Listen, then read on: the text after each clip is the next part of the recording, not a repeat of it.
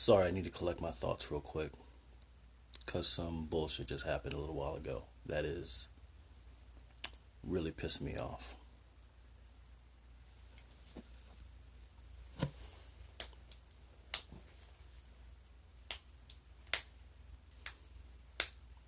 What's up, Alexis? Alex.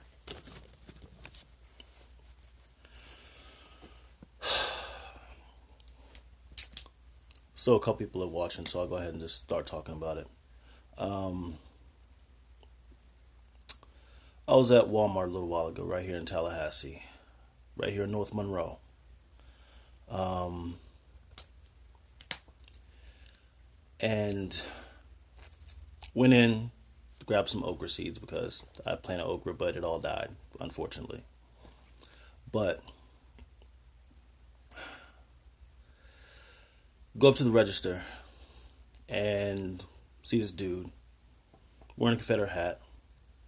Not a big deal. It's the South. A lot of people wear Confederate hats.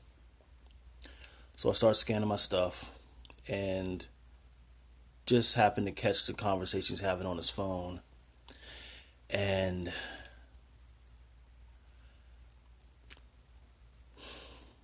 just got livid. Whoever he's talking to on the phone is saying, he's telling them, I don't know why everywhere I go, I'm surrounded by blacks. I don't know if it's a drug area or they're all just poor, but everywhere I go, I'm surrounded by blacks. And there's just so damn many of them.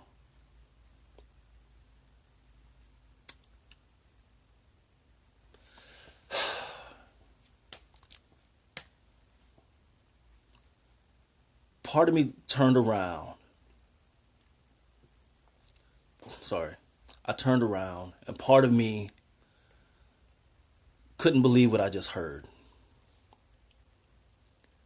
I couldn't believe somebody would be saying this out in public for everybody to hear, that this racist motherfucker turned around and had the audacity to talk about all the blacks he sees around him everywhere he goes.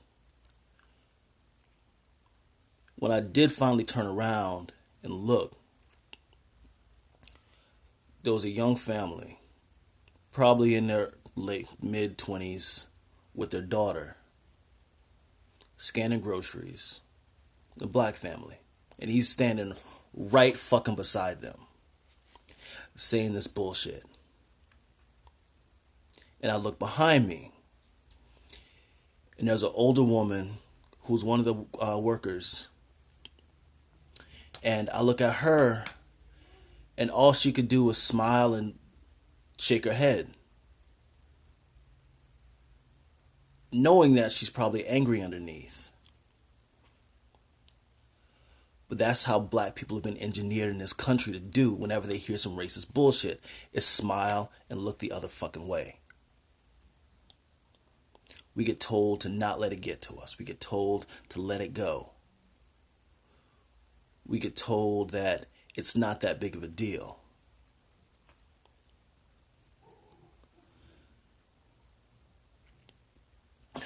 Now me, looking at this little girl, listening to this grown-ass man talk about how he's surrounded by blacks everywhere he goes, and how he doesn't like it, and how being in a black area, there must be a bunch of drugs around.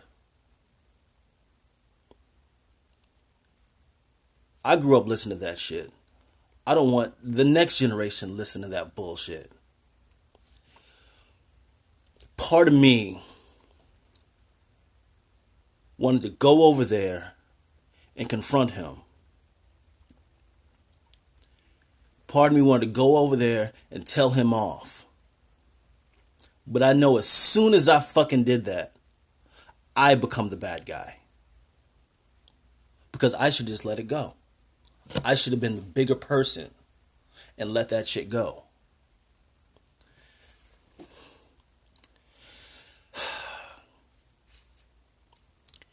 Because I know as soon as I lose my temper, as soon as I say something back or say something crosswise, I get looked at wrong. I become the bad guy in that situation. Now, he's the victim. He's the victim after spouting racist bullshit in front of a little girl and her family, and all they're trying to do is shop and get food to take back home. As soon as I would have said something, I'm the bad guy, and that's always in the back of my head. That's always what I think about when I hear somebody saying some bullshit, racist crap around me.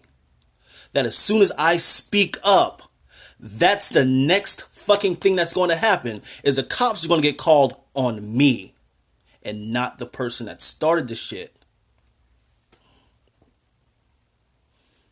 Mind you, most of you know me, and you know calm Steven. You know reasonable Steven. You know nice Steven. You don't know the other side. I keep that side very well controlled. Because I don't want to look like an angry black man. So I monitor my speech every day. I monitor my verbiage. I monitor my body language to be less threatening. That's what I do every day to make sure that I'm not looked at as being intimidating, as being scary. Am I the biggest dude around? No. But I'm a pretty large black man. And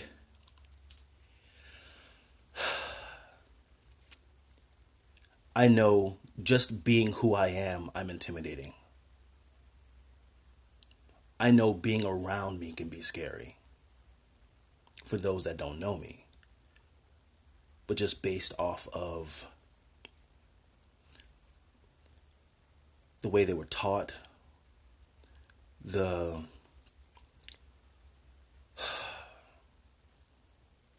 way black people, especially black men, are perceived in media. But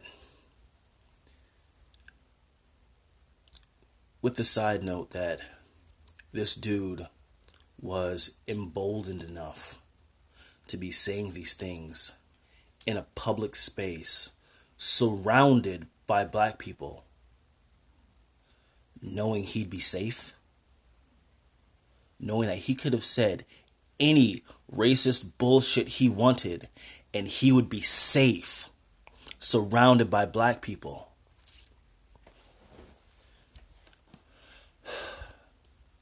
That he could spout any racist rhetoric that he wanted in that space and nothing would happen to him.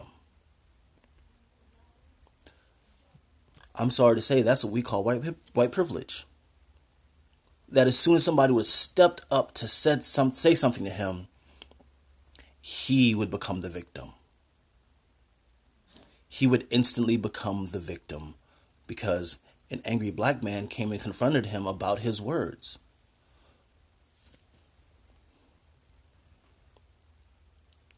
I know I'm not being as eloquent as I usually would, but it just happened and I'm still really fucking pissed off. Thank you, Wade. You're my bro. But I guess a little bit of solace that I can take is, as soon as we got outside the store, he started spouting that shit again. And I'm in full attire. So, a little bit intentionally intimidating.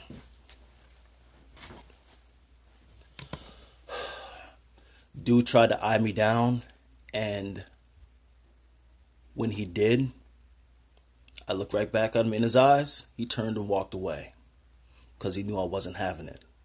At that point, his safety net was gone. And it was just me and him. I was on my bike. I carry a big ass knife on me all the time.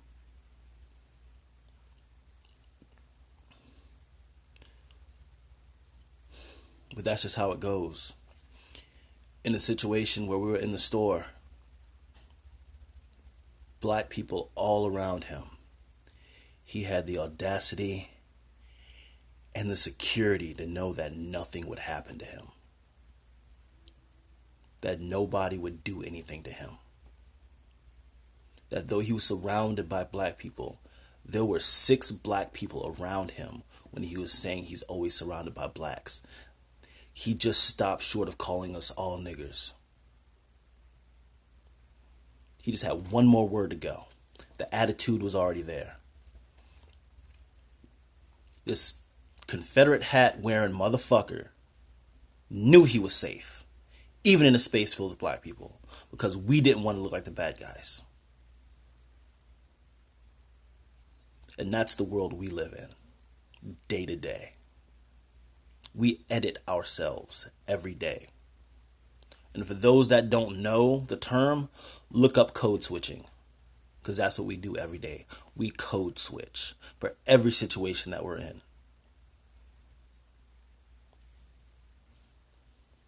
I'm angry and I'm black. But I'm not an angry black man. The way everybody wants to perceive it. The way the media perceives it. The way the public perceives it.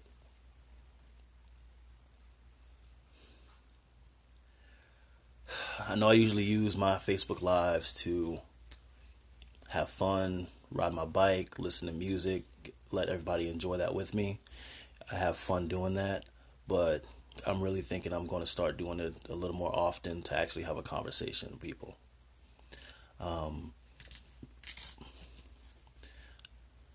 For those who watched, thank you.